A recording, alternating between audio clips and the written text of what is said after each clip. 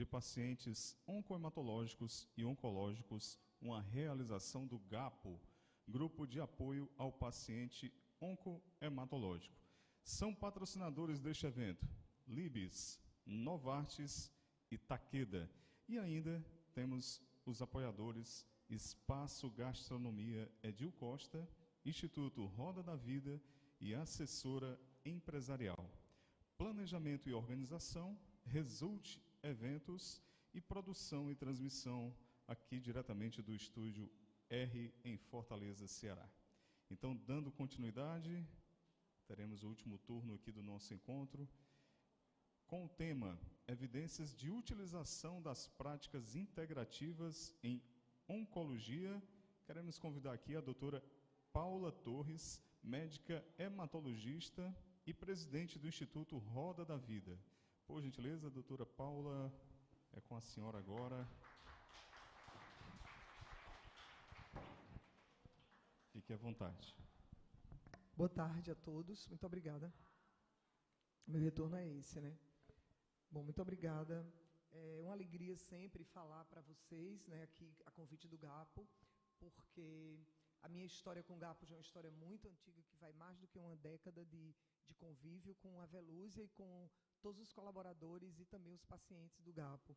Então, eu tenho um carinho muito grande por essa instituição, não somente pela Velúzia, que é uma amiga querida, pessoal, é minha amiga pessoal, mas também pela instituição em si, por tudo que a instituição já fez em prol do paciente oncohematológico e continua fazendo em prol do paciente hematológico aqui do estado do Ceará e além do Ceará. O GAPO ultrapassa as fronteiras do Ceará. Então, é uma alegria muito grande falar aqui para vocês nessa tarde. Então, primeira coisa é a gente falar um pouco sobre o que seriam essas... Deixa eu só me achar aqui com esse... Está aqui, mas no LED ele não aparece, né? No painel de LED ele não aparece, ok. Não vai dar para apontar não, sem problema. Aparece no painel de LED? Não. Tá. Então, o que seriam as PICs?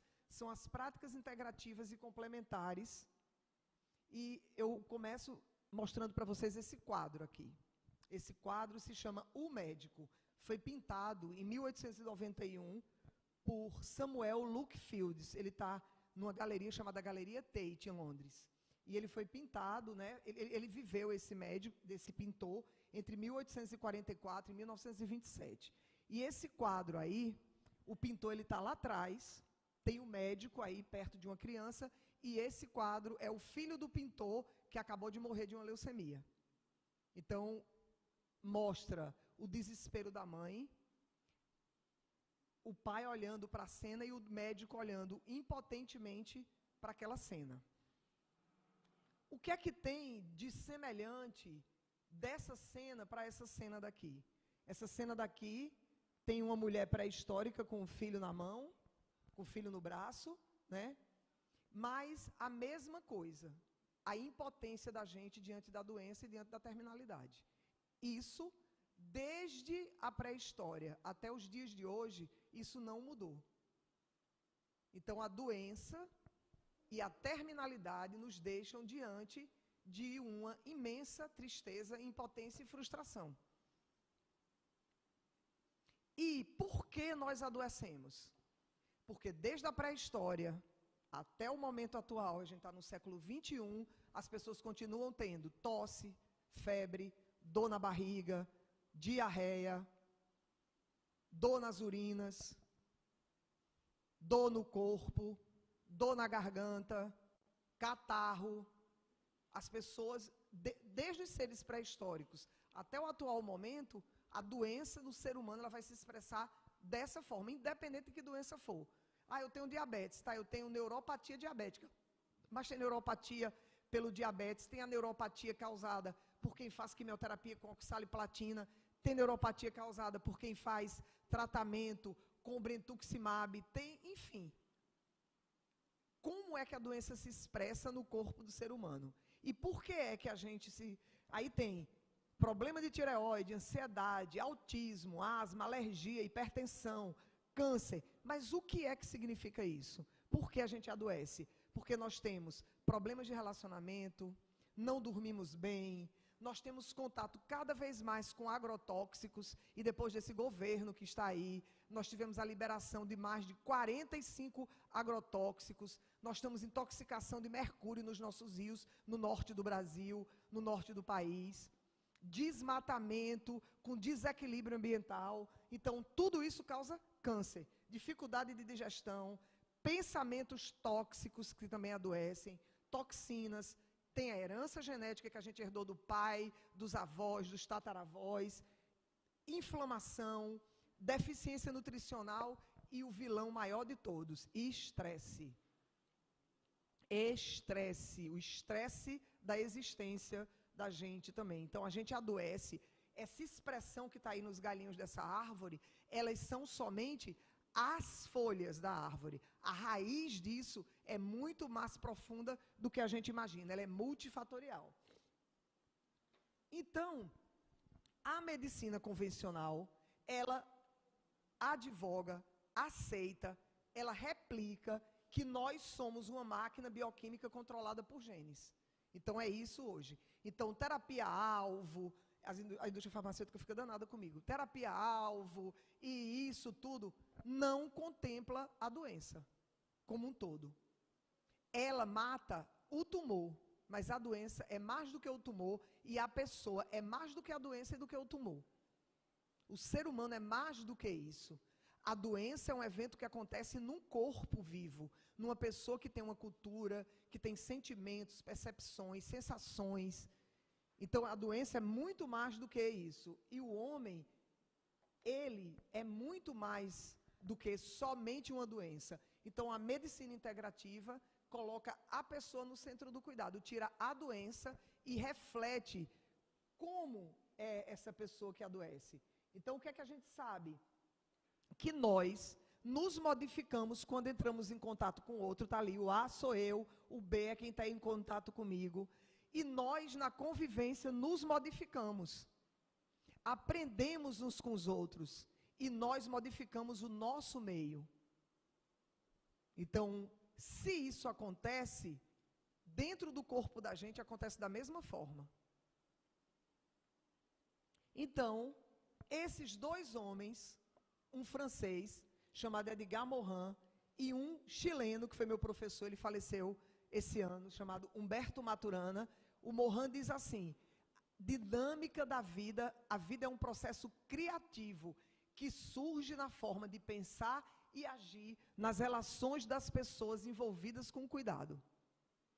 E o Maturana diz: o ser humano é um ser complexo, capaz de vivenciar na sua estrutura, no seu corpo, e na organização, processos autopoéticos. O que é que significa autopoéticos? Eu sou capaz de me regenerar, de me curar. O meu organismo é capaz de se curar. E isso é uma coisa tão certa como 2 e 2 são 4, senão essa criatura daqui não estava viva. Velúzia Medeiros é um exemplo vivo dessa capacidade que o organismo tem de se autorregular, de se refazer, de se reinventar. Porque quantas vezes a Velúcia não teve para morrer? Eu acho que nem sei quantas. Né? Então, é uma pessoa que tem um organismo, uma resiliência, uma habilidade de sobrevivência incrível. Incrível, né? Então, nessa história, vem um médico, que foi o Sir William Osler, que ele diz assim: ouça o seu paciente, ele está lhe contando o diagnóstico. E cada vez mais os médicos não escutam os pacientes. Então, as práticas integrativas e complementares, elas primam pela integralidade. O que é isso? É a condição do que é completo. A gente tem que olhar para a pessoa, olhando ela completamente, a cultura dela, a religião, o que ela come, o que ela acredita, quais são as crenças dela, porque só assim a gente vai poder ajudar a pessoa de verdade. Porque a maioria dos médicos hoje em dia, esses meninos aí, eu estou dizendo isso porque eu já formei mais de 5.000 médicos aqui no estado do Ceará, então eu posso dizer isso, né? Eu sou mais do que uma bisavó, eu sou uma tataravó, porque eu já tenho alunos, que isso foi um dia desses, uma aluna estava no ambulatório e me mostrou, disse: doutora, a senhora conhece essa mulher aqui? Eu disse: conheço, isso aí foi minha aluna, Adriana e tudo. Ah, eu sou filha dela, quer dizer, eu já sou professora da 2ª geração, já tenho alunos que tiveram filhos que já se formaram também. Então, eu digo que não adianta o médico saber somente protocolo, ele tem que saber da integralidade. Então, quando a gente fala das práticas, dos cuidados de saúde complementares e alternativos, a gente está falando de uma saúde integrativa que precisa sim da medicina convencional, mas também precisa que a gente se comprometa em mudar o nosso estilo de vida e nos autocuidarmos, apoiados por essas PICs. Se nós não estivermos aptos ou dispostos a nos modificarmos, nós não vamos conseguir vencer muitas das batalhas contra o câncer. Então, em 2006, foi lançado esse manual, que está lá na internet, todo mundo pode pesquisar, Política Nacional de Práticas Integrativas e Complementares, foi lançado pelo Ministério da Saúde, e isso foi apoiado inicialmente pela Organização Mundial de Saúde, que dizia que a gente deveria implementar essas práticas, fortalecer a segurança e a eficácia delas e ter uma cobertura universal. Então, não é somente uma pessoa chegar, passar um final de semana a pessoa passa um final de semana, chega, faz um curso de yoga e diz que é professor de yoga. Né? Não é assim. Né? Isso é igual a um colega meu que teve um retiro budista no Rio Grande do Sul, e um grande mestre budista que montou um templo budista lá, ele vai e faz o retiro de uma semana, e no fim do retiro, todo mundo entra numa fila para entregar para o mestre um lenço branco assim, não sei se vocês já viram aquele lenço que o Dalai Lama entrega, e ele bota ao redor do pescoço e dá um nome à pessoa, diz a pessoa, você é fulano, batiza a pessoa de outro nome. E essa criatura estava lá na fila, e o Rinpoche significa precioso, esse nome significa precioso, vai e dá um nome a ele, e ele entende que o nome dele era Padma querido, Padma significa lótus em tibetano. E aí, quando termina a cerimônia, todo mundo, como é teu nome, como é teu nome, como é teu nome? Aí ele disse que o nome dele era Padma querido, só que não era, ele entendeu errado, né? Aí o povo disse, rapaz, tu tem certeza que ele disse que tu eras Padma querido? Ele disse, tem, tudo. Mas ele ficou encucado com aquilo, foi perguntar ao Rinpoche. Chegou pertinho do Rinpoche e disse, Rinpoche, você me chamou de quê? Porque eu entendi que era Padma querido. Aí o Rinpoche disse, pois se você entendeu, o seu nome vai ser Padma querido agora. E ele foi batizado assim, de Padma querido. Desde esse dia, ele vestiu-se numa túnica lá de monge, que ele nunca foi, era um evento de final de semana, e até hoje ele disse que foi ordenado pelo Rinpoche. Então, não é assim. Quando a gente procura um profissional de saúde holístico, ou seja, um professor de yoga, um professor de meditação, um aromaterapeuta, um quiroprático, um massagista, a gente tem que ver se essa pessoa é habilitada. Onde você estudou? Que credenciais você tem? Quem está dizendo que você faz isso? Isso, até uma tatuagem de sobrancelha, a gente deve ter cuidado quando vai fazer. Quem essa pessoa tatuou? Ah, eu perdi o meu peito, fiz um mamilo, estou precisando tatuar o meu mamilo. Qualquer desconto aí numa esquina que a pessoa tatua o mamilo, eu vou entregar meu mamilo para uma pessoa, meu peito para uma pessoa tatuar um mamilo em mim? Não. Quem é essa pessoa? Qual é o corante que ela está usando? Quem foi que disse que ela sabia tatuar o mamilo? Quem foi que avalizou isso? A gente tem que ter muito cuidado com isso. Né? Então, isso isso tem que ser muito bem cuidado. Então, por isso que o povo fica dizendo, mas as práticas integrativas é charlatão. Não, não é charlatão, não. Tem médico charlatão, tem padre charlatão, tem advogado charlatão, tem tudo charlatão. Está entendendo? Tem bispo charlatão, tem todo mundo charlatão. Cabeleireiro charlatão que desgraça o cabelo da gente, que diz que não vai usar formal e usa. Então, a gente é que tem que se cuidar, a gente é que tem que saber que profissional a gente está entregando a vida da gente. Então, a Organização Mundial de Saúde diz, olha, vamos fazer isso, porque isso ajuda as pessoas a viverem melhor.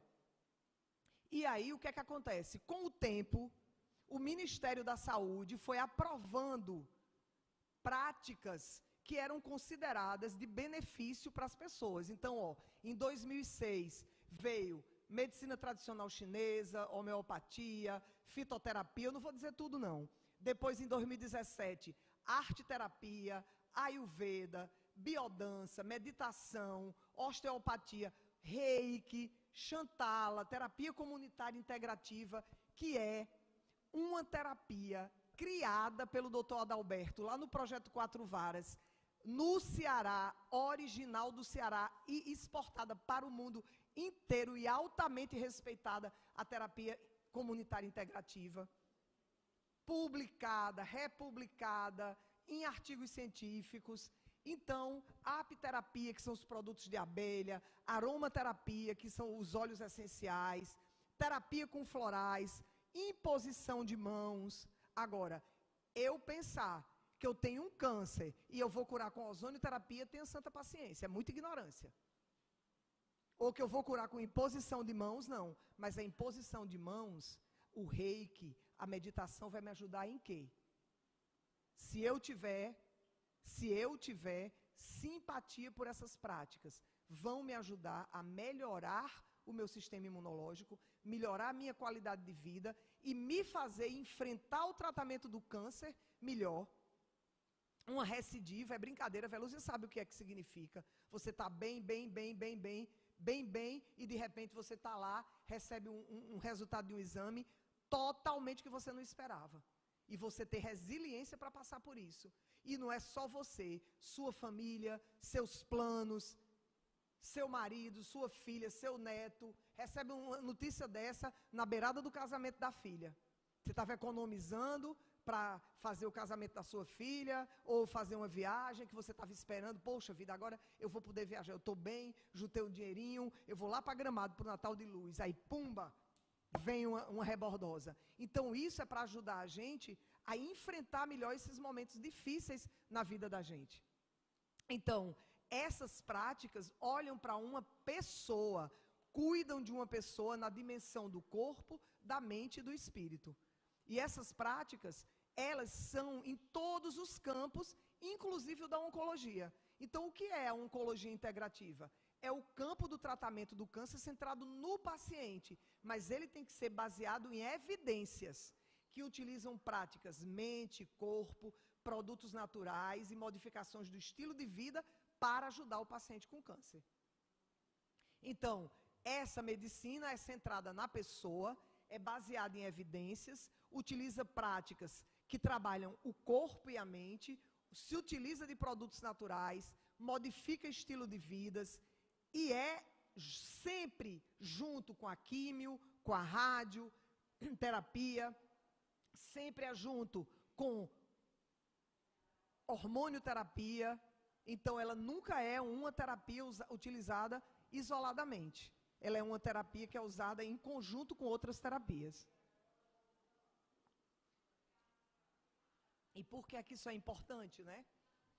Isso é importante porque isso contempla a pessoa, o ser humano.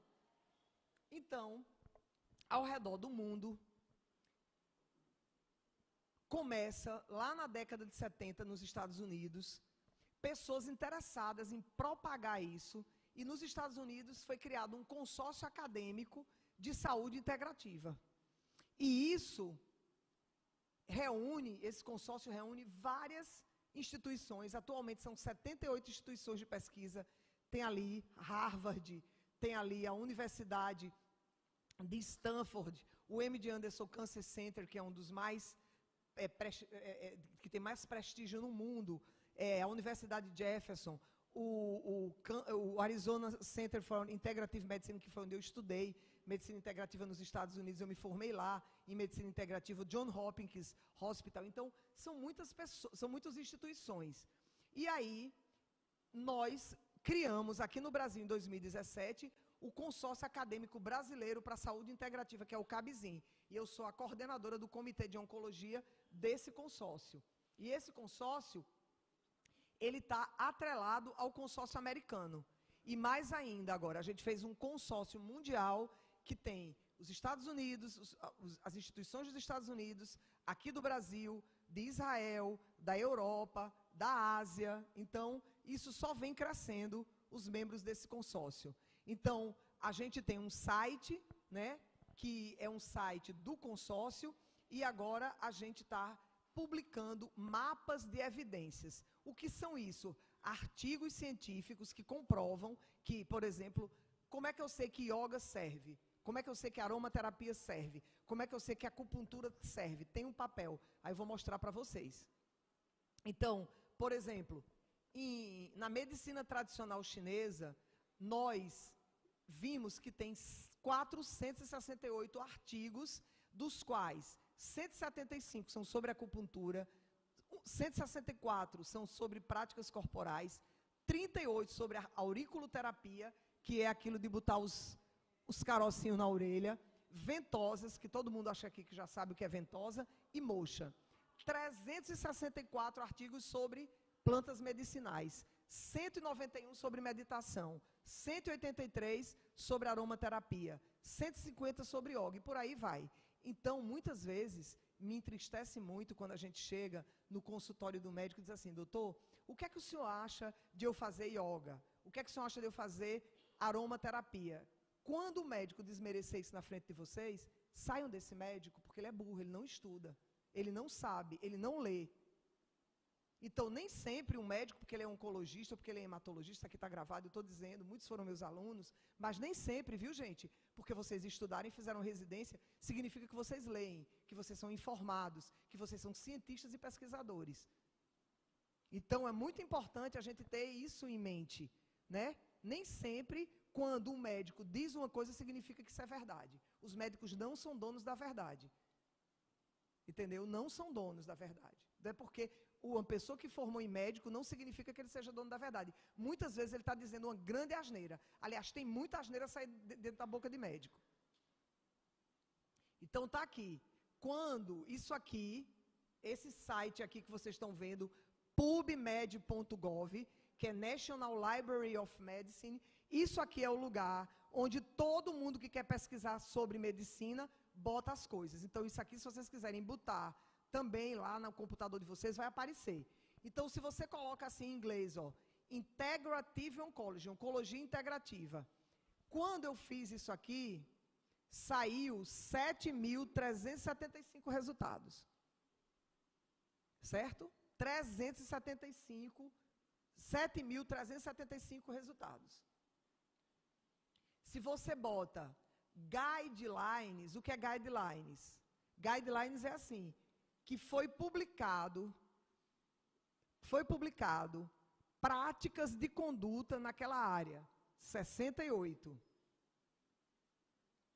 Então, o que foi feito no consórcio? O que é que a gente tem feito? A gente tem feito workshops. Da última vez participaram 40 profissionais de saúde, isso foi antes da pandemia, porque agora, depois da pandemia, a gente ainda não se reuniu presencialmente, só online. Então, a gente fez 10 grupos de trabalho para estudar essas evidências e publicar as evidências brasileiras. Eu estou no mapa de evidências de oncologia. E aí, existe uma biblioteca chamada Biblioteca Virtual em Saúde, que tem somente essas terapias publicadas e esses artigos. São mais de 1.800.000 artigos nessa biblioteca. Então, a gente sabe hoje, através de mapas de evidências, de revisão sistemática, que a gente tem, por exemplo, quando a gente vai ver, por exemplo, planta medicinal, por exemplo, chá de pariri.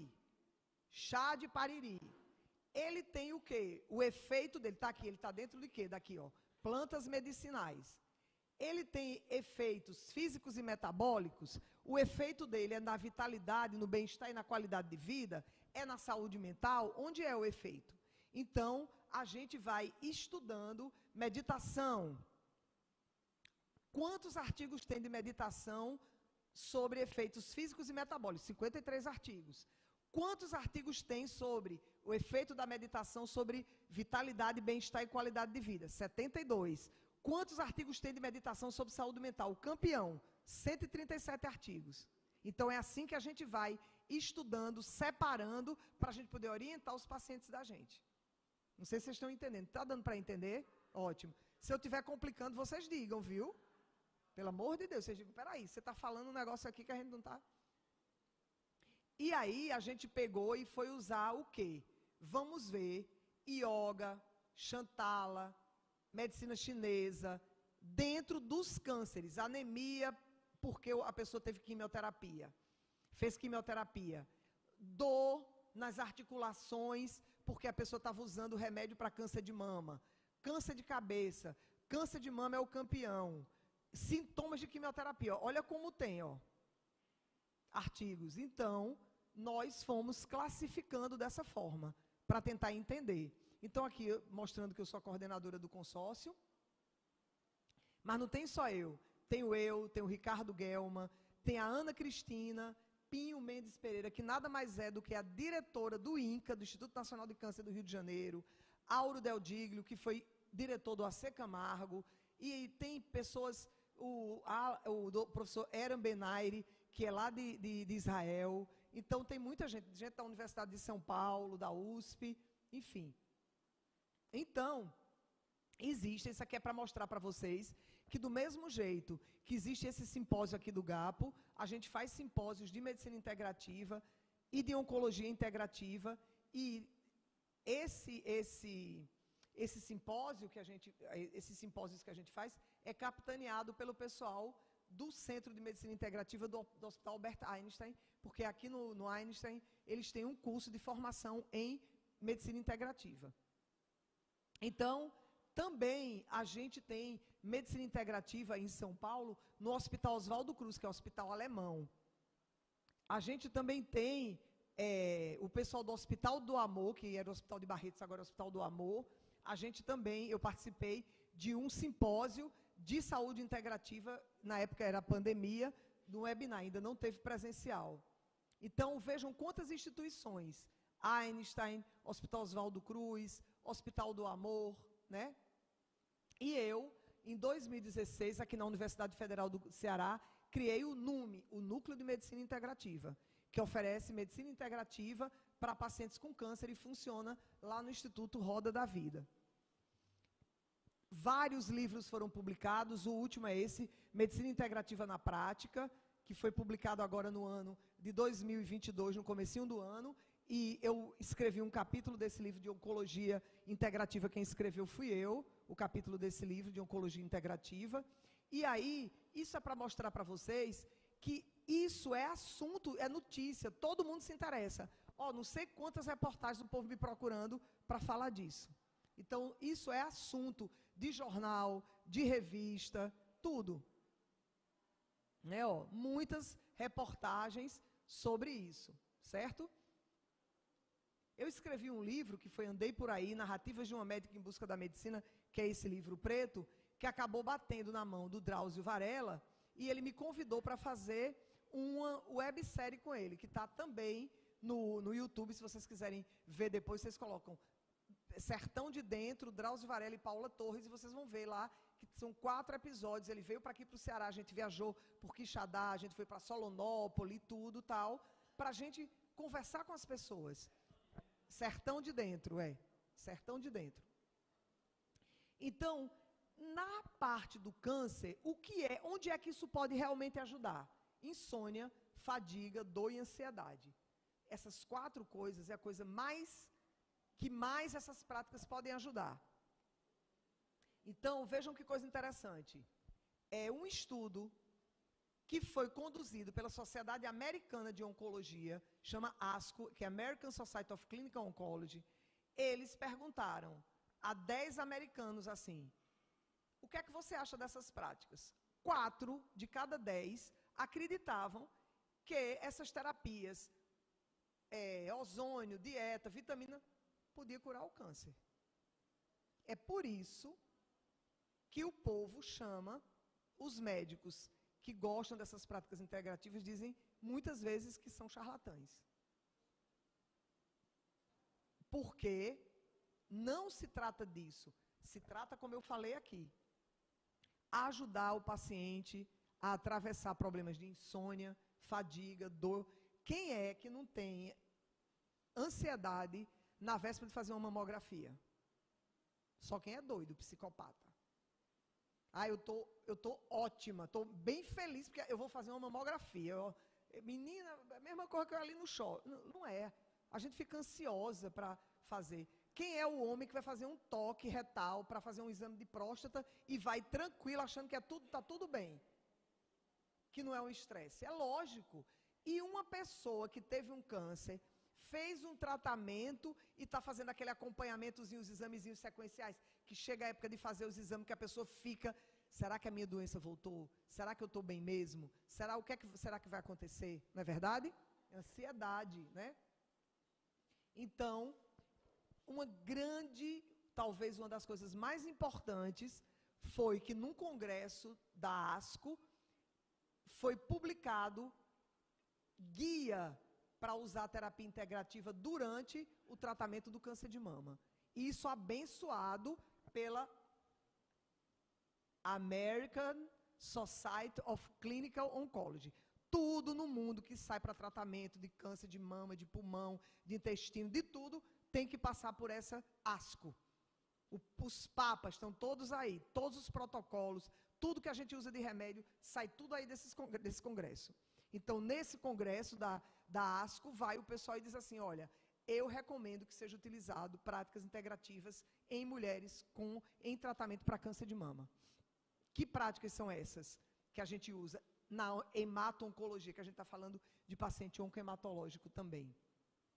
Exercício e atividade física, nutrição e dieta, sono e gerenciamento de estresse. É isso que ajuda efetivamente a pessoa a atravessar. Então, as diretrizes de atividade física dizem o quê? Que você tem que fazer 150 minutos de atividade física de intensidade moderada. O que é isso? Caminhar ligeiro. Caminho ligeiro. 30 minutos. Respirando todo dia. 5 vezes por semana, descanso no sábado e no domingo. 3 vezes 5, 15. Para não ficar, né? Muito bem, como é seu nome? Barbosa. Barbosa foi no ponto vital. Não, pode não, Ave Maria. Conversam mais do que caminham. Pode não, Barbosa. Barbosa, a gente bota um fone de ouvido, ó. Anda com fé eu vou, que a fé não costuma falhar. Sozinho com o fone da gente, ó. Anda com fé eu vou, que a fé não costuma falhar. E pronto, já tive, não, esse é muito essa aí. Ou então, 75 minutos de atividade vigorosa a cada semana. Isso aí, os 75 minutos de atividade vigorosa a cada semana, aí é você dividir em 2 sessões quando você pode. Eu fico variando. Tem semana que eu posso fazer os 150 e eu tenho uma pessoa que vai na minha casa 2 vezes por semana para eu fazer esses 75 minutos, mesmo assim. E sabe como é esses 75 minutos? Dançando. Dançando é dança. Forró. E a dança você pega peso, os pezinhos e dançando. E fazendo isso é ótimo. Não precisa da gente ir para uma academia, gastar dinheiro na academia, ou que a gente não goste, se a gente não quer. Eu não vou fazer porque eu não tenho dinheiro para pagar uma academia. Rapaz, pegue 2 latas de leite ninho, encha de areia e suspenda um em cada braço. Que história é essa de não ter dinheiro para ir para a academia? Pega um pedaço de borracha de câmara de ar de caminhão, bota num pilar e puxe com os seus braços para você ganhar massa muscular. Porque é isso que faz a gente ficar velho e ficar em pé. Os velhos tudo empenados sem andar, porque não faz exercício, não fortalece a musculatura. Entendeu? Então, é isso. A atividade física regular é para lidar com a fadiga. Eu estou fazendo quimioterapia. Não tem problema, eu chego, sentadinho na minha cama de hospital, devagarzinho com o meu braço, volto do outro, 3 vezes só. 3 vezes. 3 vezes. Pronto. Meu pescoço.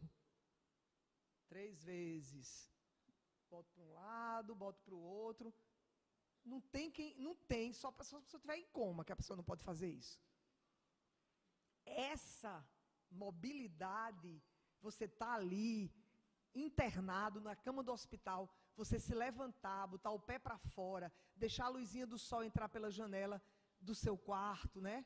Lembra daquela música que diz, quando a luz entrar na janela do seu quarto, deixa a luz do sol entrar e vai fazendo exercício, porque isso muda a vida das pessoas. Não beber, abstinência de álcool, desenvolver padrão alimentar que tenha vegetal, fruta, grãos inteiros, castanha,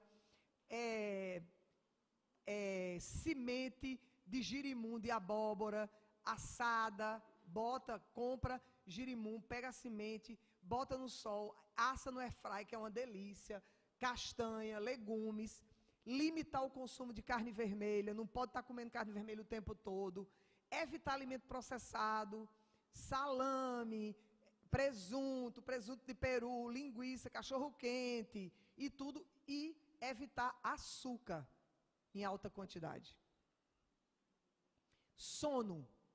A insônia é altamente prevalente na população de câncer, tanto durante quanto após o tratamento. Quais são as causas que a pessoa não dorme? Primeiro, os medicamentos, que não deixam a pessoa dormir. Tem muito medicamento que ataca o sono. O ritmo circadiano interrompido. O que é o ritmo circadiano interrompido? É o dia que começa e a noite, o dia que o sol aponta no horizonte e depois ele se põe. Então, quando é que a gente come, faz atividade física? Quando o sol está se levantando. Quando a gente, que é o pino do meio-dia, né? O sol a pino, a gente diz o pingo do meio-dia, né? Quando está no pingo do meio-dia, é para a gente ter que ter feito a maior parte das coisas do dia da gente. Quando o sol começa a descer, a gente já vai, descendo com ele. Descendo com ele. Mas o povo chega 9 horas da noite, é que vai começar o dia, está aceso. Aí é que vai sair, ligar o computador, pedir uma pizza, tomar uma Coca-Cola, aí pronto. O que é que o organismo do ser humano, às 9 horas, está fazendo? Se preparando desde as 6, quando o sol se pôs, para dormir. E você bota o seu organismo todinho para acender. Sabe o que é que vai acontecer? Você vai queimar óleo. Você vai adoecer. E eu faço isso, viu? Eu não estou dizendo isso, eu não estou dizendo que eu não faço, não. Eu faço muitas vezes isso. Muitas vezes eu faço isso. Ontem mesmo eu estava fazendo isso, revisando essa aula. Meia-noite eu estava acordada. Isso é muito ruim. Eu não estou dizendo isso me colocando num patamar acima de ninguém. Mas isso é adoecedor. Não é para fazer. Não é para fazer. Se a gente realmente acreditasse que saúde é um investimento, se a gente acreditasse nisso do fundo do coração da gente, a gente não fazia isso. Né? Nem médicos que dão aula sobre isso fazia. Né? Então, fadiga relacionada ao tratamento, tem remédio que dá muita fadiga. Por exemplo, tamoxifeno para o câncer de mama dá muita fadiga. Tem remédio que dá muita fadiga. Fatores psicossociais, preocupação com o SUS, ou se tiver plano de saúde, se o plano de saúde vai pagar. E, quando a gente está doente, tudo a gente percebe. A gente soltou um pum diferente, a gente já acha que o câncer está voltando. Não é verdade? A gente fica atento, tudo, o pescoço dói. Eita, será que tem câncer no meu pescoço? Eita, tudo a gente fica atento. Então, isso causa um estresse muito grande também. Então, a gente altera o padrão do sono da gente e do descanso, né? Então, estudos mostram o quê? O que é que melhora? Meditação melhora. Melhora o sono.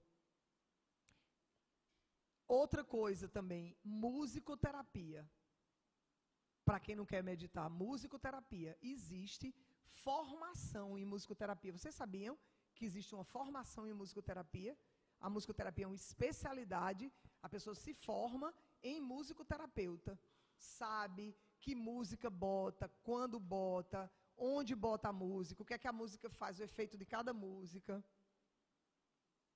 Então, vejam que coisa interessante isso aqui. Nós temos, dentro do cérebro da gente, está vendo essa bolinha azul aí? Uma coisa chamada amígdala cerebelosa, que detecta as coisas que são assustadoras. A gente escuta um trovão, uma porta bater. Vixe, o que foi isso? Quem detecta isso no cérebro? A amígdala. O que é que ela faz? Ela manda informação para essa área azul clara, que regula a resposta do estresse, tornando as coisas menos assustadoras. Pá, bateu a porta. Vige! Aí o cérebro, não, foi a porta que bateu. A amígdala, ela não entende. Ela pergunta para essa parte da frente. A amígdala, não é a amígdala aqui não, essa a gente sente não, é a amígdala dentro do cérebro, viu? É outra coisa, não é a amígdala que dói aqui não. Aí ela pergunta, escuta um trovão, pergunta para o cérebro. Esse córtex pré-frontal é ligado a uma parte do cérebro, que é o hipotálamo, que regula a hipófise da gente, que é a glândula pituitária. O que é que essa glândula faz? A hipófise. É ela que produz TSH, todo mundo aqui já fez exame de TSH para ver se não tem hipotiroidismo. FSH, que faz a gente ovular. O hormônio que solta o cortisol no sangue da gente. Então, se a gente tem estresse, essa glândula hipófise faz a adrenal, que é esse chapeuzinho que tem em cima do rim, ó. Esse chapeuzinho aqui, adrenal, adrenal. Ad significa ao lado do rim. Ó, esse chapeuzinho aqui. É quem produz o cortisol, a cortisona. E aí ela fica, ó, metendo adrenalina na corrente sanguínea da gente, e a gente fica com o coração capaz de sair pela boca, a mão fria, aquela sensação de ansiedade, de medo. Isso tudo é uma resposta do corpo ao estresse, que a gente muitas vezes nem sabe de onde vem, né? Então, o que é que a gente pode fazer, ó? Yoga, porque gerencia o estresse. Quando você se concentra, ó, você faz isso, você pensa que não, ó. Você faz isso, vou fazer aqui. Faz isso, tira, olha para um ponto, faz isso, faz isso e faz isso. Ó.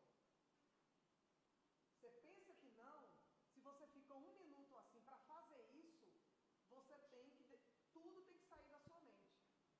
Então, quando você faz isso, você está botando o seu corpo numa postura que você tem que se concentrar, esquecer os problemas, respirar para você ficar assim 3 minutos.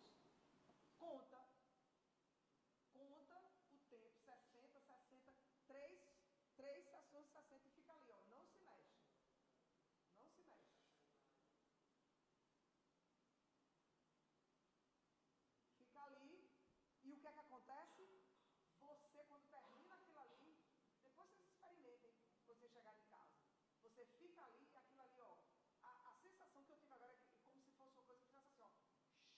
Sabe quando a gente chega no banheiro, que a gente está com muito calor, a gente toma um banho, e aquela aguinha fria, então quando a gente está com frio, toma um banho quente. É essa a sensação. O seu corpo descarrega o estresse. Eu estava falando sem o microfone. Então, lá naquele site do PubMed, ó, yoga como terapia, eu botei em inglês, mas tem aqui em português. Yoga como terapia complementar e alternativa em crianças com doenças oncohematológicas. Sabe o que foi que o povo fez, ó? Pegou, olha coisa linda, uma amostra de crianças de idade de 7 a 17 anos e seus cuidadores foram selecionados para participar de uma única aula de yoga na beira do leito. Os participantes foram pesquisados antes e depois, com um tipo de cálculo, que é Spielberg State Trait Anxiety Scale, que é uma escala. As crianças também foram pesquisadas com aquela coisinha, pinte a carinha, antes como era a carinha que você estava, e depois a carinha. Porque a criança não sabe dizer, o adulto se expressa, mas a criança pintar a carinha, eles pintaram. As crianças tiveram diminuição significativa da dor pós-yoga, mas não foi notado nenhuma mudança na ansiedade, mas os pais e os adolescentes tiveram mudança de ansiedade. Uma aula de yoga. Então, meditação é outra coisa também. E aí a gente tem meditação, acupuntura, tai chi, massagem, várias dessas técnicas. Estudos mostram que a acupuntura pode modular várias regiões do cérebro envolvidas na emoção. E as diretrizes do NCCN, que é National Comprehensive Cancer Network, que é uma grande rede, americana recomenda a acupuntura para tratar dor, fadiga, náusea, vômito e fogachos, aquelas ondas de calor, né? E aí, ó, acupuntura para redução de carga de sintomas em pacientes com mieloma múltiplo, submetidos a transplante autólogo de célula-tronco hematopoética. Um estudo randomizado, controlado por simulação. Então, é usar a acupuntura para controlar o quê? Náusea, vômito, etc., dos pacientes transplantados. A acupuntura foi bem tolerada, como? Para prevenir o agravamento de sintoma, incluindo o quê? Náusea, falta de apetite e sonolência experimentadas por pacientes submetidos a transplante autólogo. Certo? Para quê? Para reduzir o uso de analgésico, para poupar o rim do paciente, que já foi transplantado, que já fez transplante, já está tomando um bocado de remédio. Massagem, agora lógico, para fazer massagem em oncologia, a pressão aplicada, a análise cuidadosa, tem que ter formação. Não é uma pessoa que fez um curso de um final de semana ali no Cumbuco, que vai pegar um paciente com câncer e vai fazer uma massagem, não.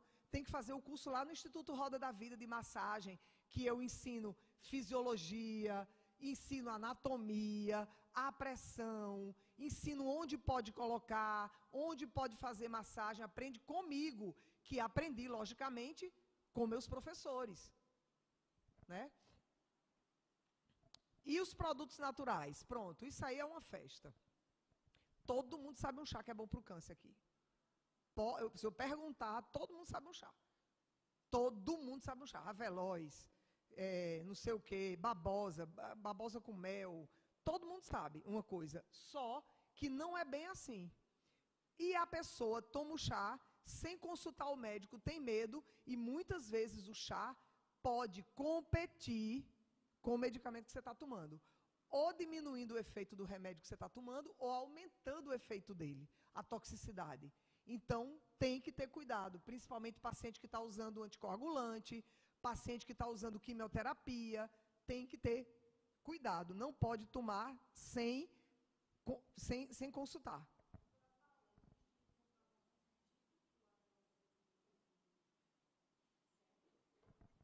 Não existe comprovação. Artigos. Existem alguns relatos de caso. É diferente. Quando a gente fala desses guias, são muitos artigos que foram escritos, entendeu? Então, se você botar lá o Avelós, tem muito trabalho mostrando, do mesmo jeito que tem com pariri, com a graviola, mas não existe, por exemplo, uma recomendação igual aquela ali do ASCO, que diz assim, olha, vamos usar a graviola. Ali não. Ali o ASCO diz, olha, eu recomendo que se use yoga, meditação em mulheres com câncer de mama, porque isso melhora realmente o tratamento dessas pessoas. Mas não existe esse tipo de evidência em relação ao Avelós, né? Então, a gente tem que ter cuidado quando a gente vai tomar um produto. Por exemplo, a gente está tomando uma erva fitoestrogênica e a gente está tomando um remédio para inibir estrógeno, porque o câncer de mama da gente depende de estrógeno. Aí a gente está tomando tamoxifeno e toma uma erva que é estrogênica. A gente não pode fazer isso sem orientação médica. Então, lá no Instituto Roda da Vida, nós oferecemos acupuntura, arte-terapia, musicoterapia, meditação, constelação familiar, o Printar, que é um programa integrativo de apoio e revitalização, reiki, e é isso aí que a gente faz lá. E eu tenho levado esses dados, eu tenho levado esses resultados mundo afora. Então, isso aí foi quando eu falei lá nos Estados Unidos, no SIO, que é Society of Integrative Oncology. Então, o que os pacientes com câncer estão procurando? Eles estão procurando suporte. E é isso que a gente faz lá no Instituto Roda da Vida, eu mostrando aí nesse trabalho que eu apresentei lá nos Estados Unidos, o que é que a gente faz e o resultado disso antes e depois. Então, mostrando que essas terapias melhoram a funcionalidade do corpo, os relacionamentos, as emoções, as funções cognitivas, a performance social da pessoa, fadiga, náusea, vômito e dor é o que menos interfere, né? É o que a gente tem menos interferência.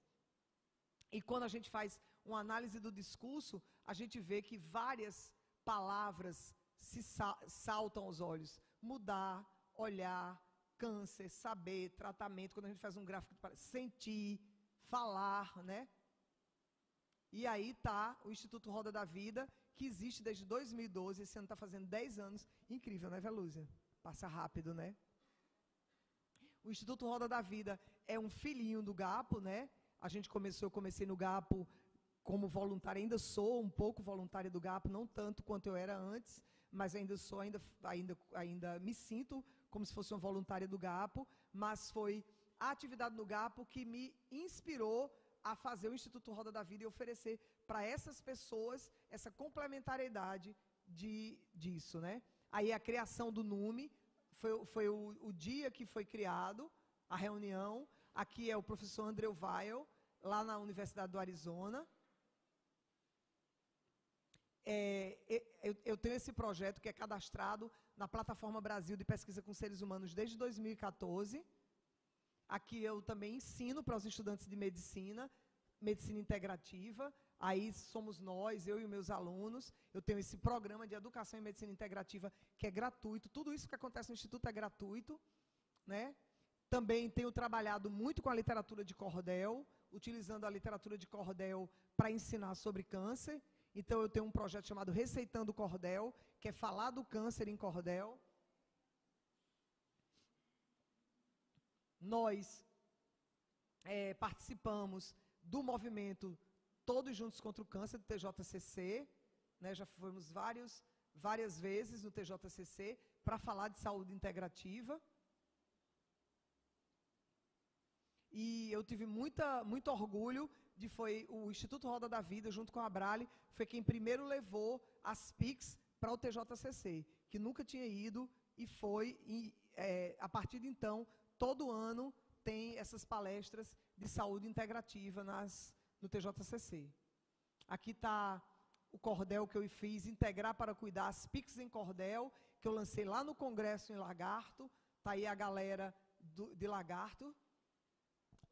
Aqui é a monja Anne Zamba, que visitou a gente, que sempre visita a gente, já visitou o GAPO algumas vezes, né, Velúzia? A monja Cohen e a Anne Zamba também já foi várias vezes lá no GAPO. Acho que a Velúzia tem foto delas lá, né, no GAPO, né, Velúzia? Está aí a websérie Sertão de Dentro, né, que está lá no YouTube.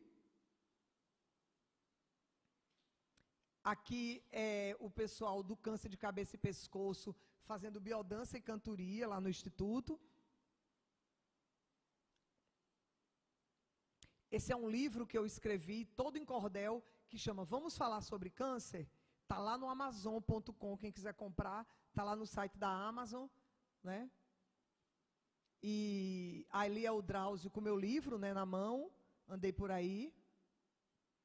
E aqui sou eu lá no Bienal de São Paulo, falando do livro. Essas são as pessoas que já passaram lá pelo Instituto no Printar. E aqui tem um videozinho, que será que dava para soltar? Vocês conseguem soltar? Acho que ainda falta 9 minutos e 27, pronto.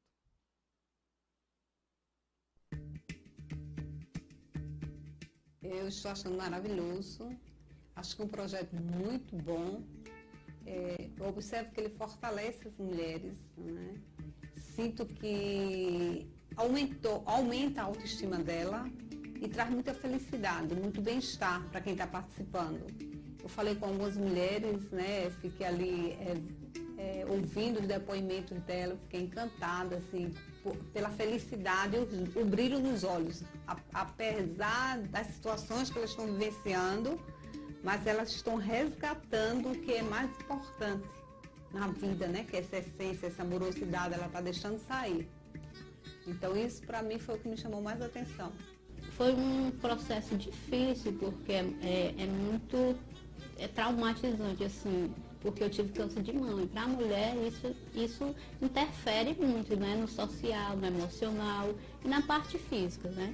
Mas aí eu consegui, através de trabalhando a minha mente, né, e entender que isso faz parte da vida. E o Printar foi o primordial, que foi por ele que eu consegui trazer, abstrair essa essência e necessidade de reconhecer que o câncer é o câncer como outra doença qualquer. que pode acontecer com qualquer pessoa.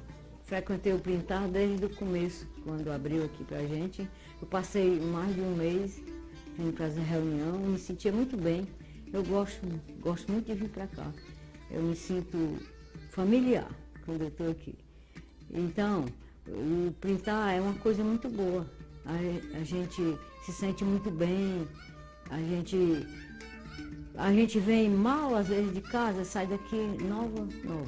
Então, o que eu digo do Printar é isso aí, que ninguém deixe de nunca frequentar isso aqui, que é muito bom.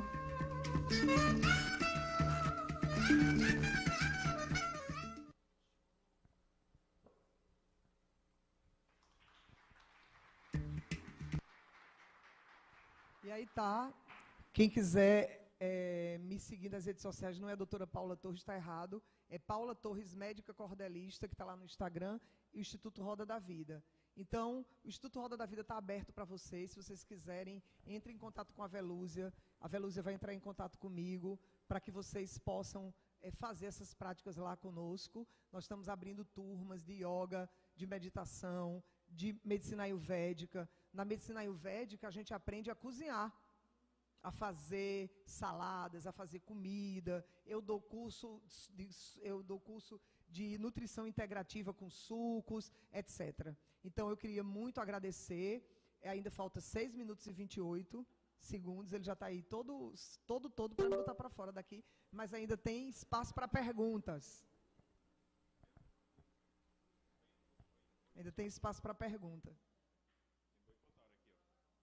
Cortaram o microfone dele igual estava ontem lá. Só não reclamou, cortaram o microfone. Ele nem merece que corte o microfone dele, o bichinho, tão lindo. Não, doutor, eu ia anunciar as perguntas, exatamente isso. Era? Ótimo, olha aí.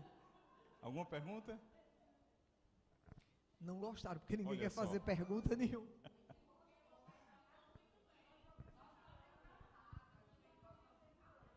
Vocês não gostaram? Ao contrário. Bom, então, gente, a mensagem final é o seguinte. Eu, como uma sobrevivente do câncer, eu tive câncer já 3 vezes. Tive um câncer muito raro da parede do tórax, que eu fiz 2 cirurgias, faz 10 anos que ele não aparece. Eu espero que ele não apareça mais, porque ele não tem cura. E na época da pandemia, eu fui vitimada por um câncer de mama. Fiz cirurgia, fiz radioterapia, etc. O que foi que motivou o meu câncer de mama? Eu sei muito bem. Uma coisa é hereditariedade. Eu tenho aquela mesma mutação da Angelina Jolie, que eu herdei da minha família. Então, na minha família, todo mundo teve câncer. Minha mãe, minhas tias, minhas primas, etc. Meu avô e minha avó só não tiveram porque morreram de tuberculose. Não deu tempo deles terem câncer. Mas, se eles tivessem ficado mais tempo vivos, teriam tido. Mas, apesar disso, a genética, ela não é uma sentença, ela é uma tendência. Então, eu coloquei na minha genética ruim, o que na minha herança? Coloquei muito estresse. Estresse, né? Eu entrei na faculdade de medicina com 16 anos de idade. Me formei com 21 e desde então nunca mais parei. Atendendo pacientes oncohematológicos no SUS. Então, imagina o que é você pegar um paciente, você está 4 horas da tarde no Hemócio, chegar o paciente numa ambulância do interior, com leucemia, e você não tem uma vaga para botar essa pessoa. Nem se eu quiser levar ele para a minha casa, eu vou salvar, porque ele vai morrer na minha casa sem socorro. Não é porque você está do lado de um paciente, é melhor estar com você do que estar sem ninguém. Mas não é porque a pessoa tem um médico que significa que a pessoa vai estar bem. A pessoa precisa de suporte, de medicação, de atenção, né? Então, a mensagem é: vamos gerenciar o estresse. Estresse é uma coisa boa, é bom a gente ter estresse. O estresse mantém a gente vivo. No entanto, nem tanto, nem tão pouco. Nem aquela pessoa morta dentro das calças que não se estressa com nada. Isso é doença também. Mas nem aquela pessoa que se estressa com tudo. Tá certo? Então, fiquem muito bem. Velúzia, querida, muito obrigado, gratidão por você ter me convidado mais uma vez. Muito obrigado por vocês terem me escutado nessa tarde de sexta-feira. Tá certo? Lembrem do seguinte: é muito importante que a gente vote. O voto da gente muda realidades. Então, não deixem de votar. Não deixem de expressar a opinião de vocês, porque só votando a gente pode cobrar políticas certas do câncer. A gente tem um Estatuto do Câncer, que eu estou transformando todo ele em literatura de cordel para publicar. Vou publicar o Estatuto da Pessoa com Câncer em Cordel, que foi lançado. Então, a gente tem direitos, se informem dos direitos, cobrem dos parlamentares, vão atrás, vamos pegar as emendas, o dinheiro, para a gente botar o dinheiro para melhorar a qualidade de vida das pessoas que têm câncer no Brasil. Obrigada.